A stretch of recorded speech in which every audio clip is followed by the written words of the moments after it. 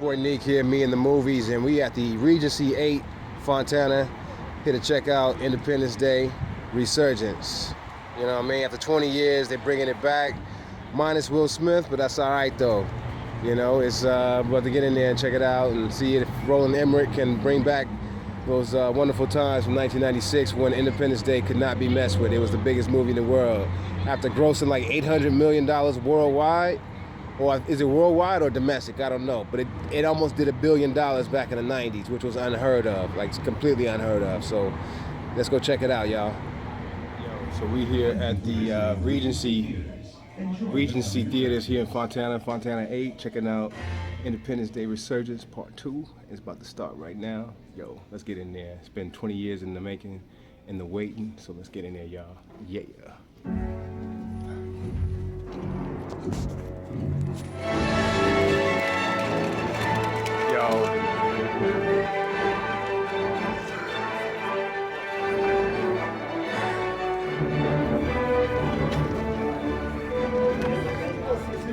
Independence Day Resurgence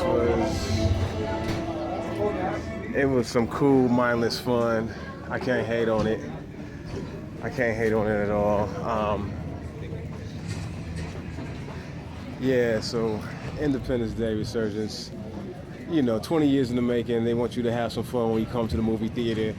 And it truly was a global event because it kind of had characters representing the whole globe and everything from like a lot of countries. And I can't hate on Roland Emmerich for trying to put a smile on everybody's faces. And, you know, getting to know some new characters had me kind of dozing, whatever. But for the most part, it was a kind of a cool return after 20 years. So I can't hate on Independence Day. I got to give it a this, though. Wasn't all that great, but it was some cool entertainment on a Sunday afternoon, y'all. Yo, so further thoughts on Independence Day.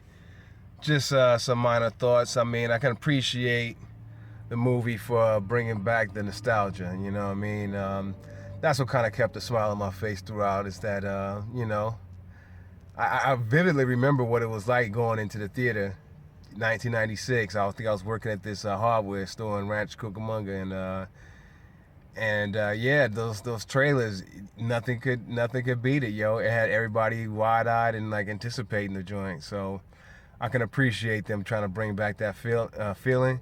Even though it was kind of like overkill with like big everything, you know, it was just so much on the screen. It's like your mind just don't care, really, almost. But because Roland Emmerich was ultimately trying to pull at your heartstrings, you know, there were some things that made you care. It had a familiar sacrifice play in the movie, which was cool to see. They just couldn't top the. They could not top the rousing speech by President Whitmore, my man Bill Pullman. But my man Bill Pullman was the shining star in this movie overall. Anything, seeing him back and seeing his stoic behavior and everything, it was just great to see. It was definitely well fitted. And I even like the actress who played his daughter, even though it wasn't the actress the child actress who played his daughter in the original, who's grown to be an actress in her own right as an adult. She didn't get a chance to reprise her role, but the actress that did get a chance to play his daughter in this one, I forget her name, but she was in It Follows. But she did a damn good job, actually. You know, kind of had, it was definitely believed that that character is the daughter of the former president. So, yeah, that was kind of cool to see there, you know. Brett Spiner, my man who played Data in the Star Trek Next Generation series, he was funny in this movie. I was hearing some reviews that it was a little too much, but I thought he was the comic relief that I very much enjoyed. And Judd Hirsch also returning as as the father of Jeff Goldblum. He was a great delight in the sequel too, you know, him kind of shepherding these kids who were kind of abandoned and such at the end of the world and everything. So it was good to see Judd Hirsch, and like, man, is that man just gonna keep ticking forever or what? But and then Jeff Goldblum, you know, he did what he did. I really can't say he stood out any. He was just kind of elevated in his position, but his character didn't really shine for me. But hey, it was still good to see Jeff Goldblum.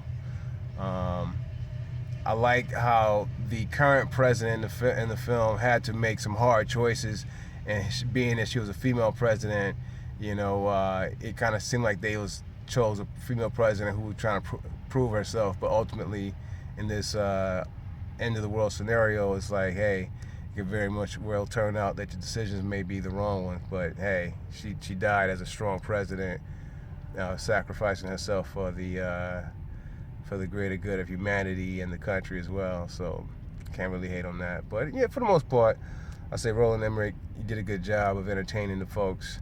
It's just that there's a lot of films released this weekend. So if Independence Day Resurgence doesn't happen to do too well at the box office, hey, it's just a very crowded summer, and it just I can't say 20 years too late, because I think it was best for this sequel to come out 20 years later and not so much like just a couple years later as typical.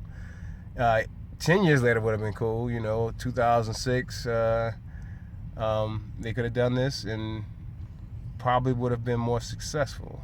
But hey, it is what it is. We got it back.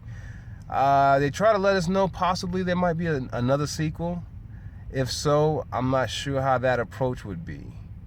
But hey, bring it on. Anyway, it's your boy Nick here, Me and the Movies, and we got further thoughts on Independence Day Resurgence. So, peep it out, y'all.